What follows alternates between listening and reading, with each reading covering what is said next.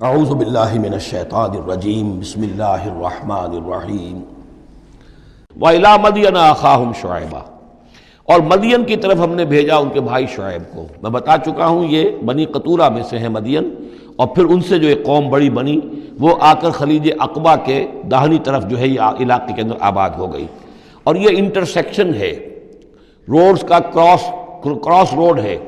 قافلے جو جنوب سے شمال کو جاتے تھے یمن سے شام کو، اور شام سے یمن کو، وہ گزرتے تھے شمالاً جنوباً، اور قافلے جو عراق سے آتے تھے اور مصر کو جاتے تھے وہ گزرتے تھے شرقاً غرباً۔ اس طریقے سے یہ جو ہے انٹرسیکشن تھا ان قافلوں کا، تو یہاں بڑی خوشحالی ہوئی، کاروبار چمکے ان کے۔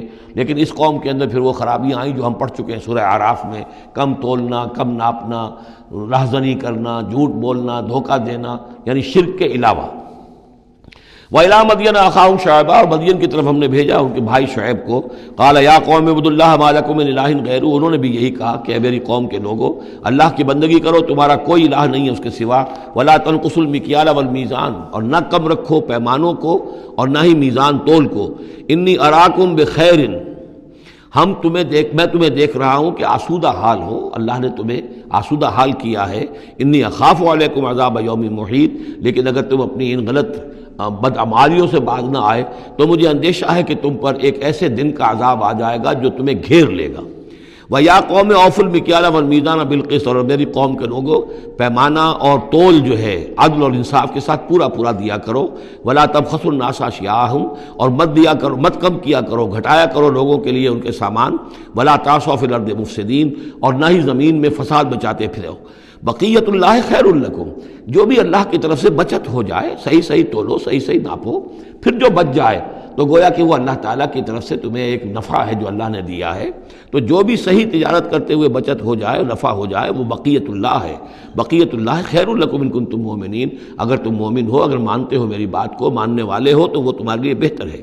وما انا علیکم بحفیظ، لیکن میں تمہارے اوپر کوئی نگران اور نگہبان نہیں ہوں، میں ٹھیکیدار نہیں ہوں، میرا کوئی زور تم پر نہیں چل رہا، میں تمہیں سمجھا رہا ہوں اور نیکی کی تلقین کر رہا ہوں۔ قالوا یا شعیب وصلاتک تأمرک ان نترک ما یعبد آباؤنا، انہوں نے کہا اے شعیب، کیا تمہاری نماز تمہیں اس بات کا حکم دیتی ہے کہ ہم چھوڑ دیں ان کو کہ جن کو پوجتے تھے ہمارے آباء و اجداد؟ اگرچہ حضرت شعیب کی گفتگو میں تذکرہ نہیں ہے، لیکن یہ کہ وہ کامن مرض جو ہے، مشترک مرض، بیماری، وہ تو موجود تھا، یعنی وہ شرک۔ او ان نفعل فی اموالنا ما نشاء، یا یہ تمہاری نماز جو ہے تمہیں روکتی ہے، حکم دیتی ہے اس بات کا کہ ہم اپنے مال میں جو چاہے نہ کر سکیں۔ ہمارا مال ہے، یہ جو آج بھی دنیا میں تصور ہے، سیکریڈ رائٹ آف اونرشپ، میرا مال ہے، میں جو چاہوں کروں، اسی سے پھر وہ ساری خرابیاں پیدا ہوتی ہیں۔ مال آپ کا ہے، اللہ کی امانت ہے، آپ کے پاس ہے، مالک اللہ ہے، لیکن اس میں اللہ کے حکم کے مطابق تصرف کرنا ہے۔ یہاں کوئی سیکریڈ رائٹ آف اونرشپ نہیں ہے۔ یو آر ٹرسٹیز، یہ امانت چند روزہ نزد ماست، در حقیقت مالک ہر شے خداست۔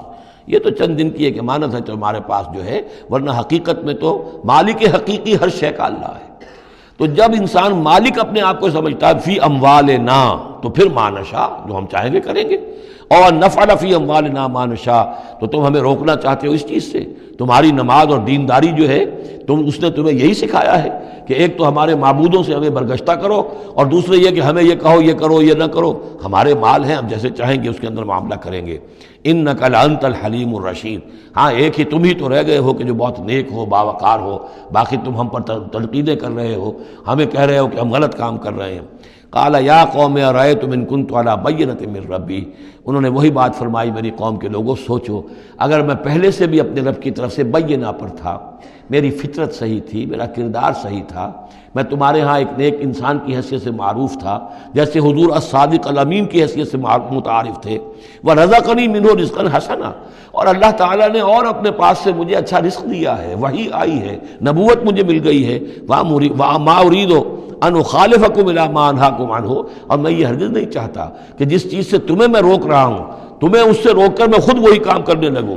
ان ارید الا الاصلاح، میں نہیں چاہتا سوائے اصلاح کے، بس استطعت، جتنا بھی میرے امکان میں ہو۔